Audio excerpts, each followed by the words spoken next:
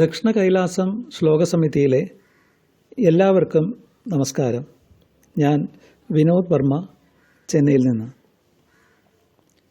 ശ്ലോകരംഗത്ത് താരതമ്യേന പുതുമുഖമായ എനിക്ക് ഈ ശ്ലോകപരിചയം പങ്ക്തിയിൽ ശ്ലോകപരിചയത്തിന് അവസരം തന്ന ദക്ഷിണ കൈലാസം വാട്സപ്പ് കൂട്ടായ്മയ്ക്കും അതിൻ്റെ ഭാരവാഹികൾക്കും ഗോപിച്ചേട്ടനും ആദ്യം നന്ദി അറിയിക്കട്ടെ.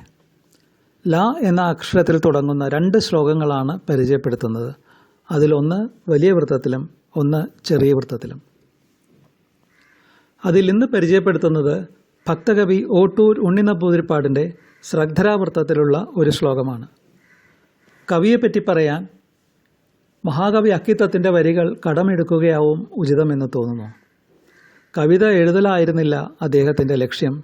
തൻ്റെ ഹൃദയത്തിൽ വിടരുന്ന ഓരോ പൂവും വാടുന്നതിന് മുമ്പ് പച്ചത്തളിരോടുകൂടി പറിച്ചെടുത്ത് അങ്ങനെ തന്നെ ഭഗവത് പാദാരവിന്ദങ്ങളിൽ അർപ്പിക്കുക മാത്രമായിരുന്നു. ഇതിൽ ഓട്ടൂർ എന്ന കവിയെ മനസ്സിലാക്കാം, അദ്ദേഹത്തിൻ്റെ കൃതികളെയും. എങ്കിലും അല്പം ജീവചരിത്രം. ഒറ്റപ്പാലത്തിനടുത്ത് മായന്നൂരിൽ 1904 മെയ് 9 ഓട്ടൂർ നാരായണ നമ്പൂതിരിപ്പാടിൻ്റെയും ശ്രീദേവി അന്തർജനത്തിൻ്റെയും മകനായിട്ടാണ് ജനിച്ചത്.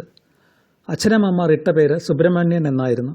ആദ്യ കവിത എഴുതുന്നത് 12 വയസ്സിൽ. അത് ഗുരുവായൂരപ്പനെ പറ്റിയായിരുന്നു. ഒരുപക്ഷെ അവസാനത്തേത് 1989 സെപ്റ്റംബറിൽ അവസാന വാരം മാതൃഭൂമി ആഴ്ചപ്പതിപ്പിൽ പ്രസിദ്ധീകരിച്ച എന്ത് ഭംഗി എന്ന കൃതിയാവും. 1989 ഓഗസ്റ്റ് 25 മാതാ അമൃതാനന്ദമയി ആശ്രമത്തിൽ അമ്മയുടെ മടിയിൽ തലവെച്ച് കിടന്ന് സമാധി അടയുന്നതിന് ഏതാണ്ട് ഒരാഴ്ച മുമ്പ് മാതൃഭൂമിക്ക് കിട്ടിയതാണത്രേ ഈ കൃതി. അദ്ദേഹത്തിൻ്റെ ഓരോ കൃതികളിലും നിറഞ്ഞു കാണുന്നത് വാത്സല്യഭാവത്തിലും ദാസ്യഭാവത്തിലുമുള്ള ഭക്തിയും ഗുരുവായൂരപ്പനുമാണ്. തനിക്കായി ഒന്നും നേടാനായിരുന്നില്ല ഓട്ടൂരിൻ്റെ ഭക്തി. എല്ലായിടവും എല്ലാവരിലും ഭഗവാനെ കാണുന്ന, ഭാഗവതം ഉദ്ഘോഷിക്കുന്ന ഉത്തമ ഭക്തിയായിരുന്നു.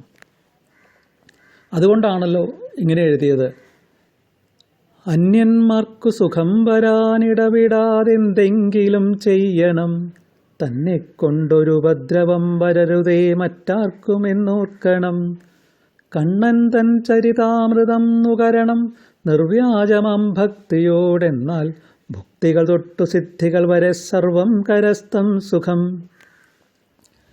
ഇതിൽ ജീവിത ദർശനം വ്യക്തമാണല്ലോ. എല്ലാത്തിലും എല്ലായിടവും എല്ലാവരിലും ഭഗവാനെ കാണുന്ന ഭക്തന് സന്യാസം പോലും ആവശ്യമില്ല. സന്യസിക്കാൻ ഒന്നുമില്ല എന്ന് തിരിച്ചറിയുന്നു ഉത്തമ ഭക്തൻ. അല്ലെങ്കിൽ ഞാനെന്തിനു സന്യസിച്ചു നാടൊക്കെയും വിട്ടുവനം കരേറാനോർക്കുന്നു, സാർവത്രികനായ കൃഷ്ണൻ ഗ്രാമത്തിലും വാണരുളുന്നതില്ലേ. വിശ്വത്തെയും വിഷ്ണു ശരീരമായി വീക്ഷിക്കുവാൻ പറ്റിയവർക്കു പിന്നെ സന്യാസമെന്നുള്ളതു വേറെ എന്തിനെന്താണവർക്കുള്ളതു സന്യസിക്കാൻ.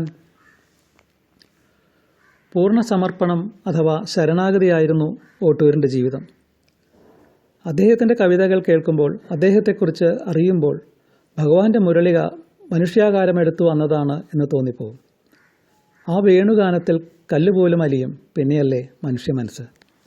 ഇത്രയും ലാളിത്യത്തോടെ എഴുതുന്ന കവിക്ക് സംസ്കൃതത്തിലും ഇംഗ്ലീഷിലും അഗാധ പാണ്ഡിത്യം ഉണ്ടായിരുന്നു എന്ന് മഹാകവി അക്കിത്തം ഒരു ലേഖനത്തിൽ സാക്ഷ്യപ്പെടുത്തുന്നുണ്ട്.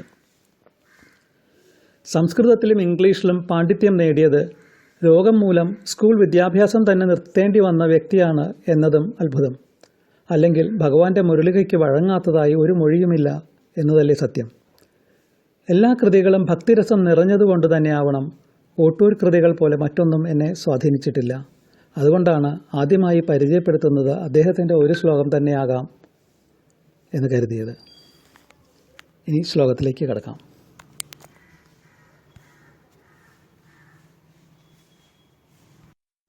ഗുരുവായൂർ ദേവസ്വം ഓട്ടൂർ കൃതികളുടെ സമാഹാരമായി പ്രസിദ്ധീകരിച്ചിട്ടുള്ള ശ്യാമസുന്ദരൻ എന്ന പുസ്തകത്തിലെ മരതകക്കൂപ്പ് എന്ന കൃതിയിലെയാണ് ഈ ശ്ലോകം.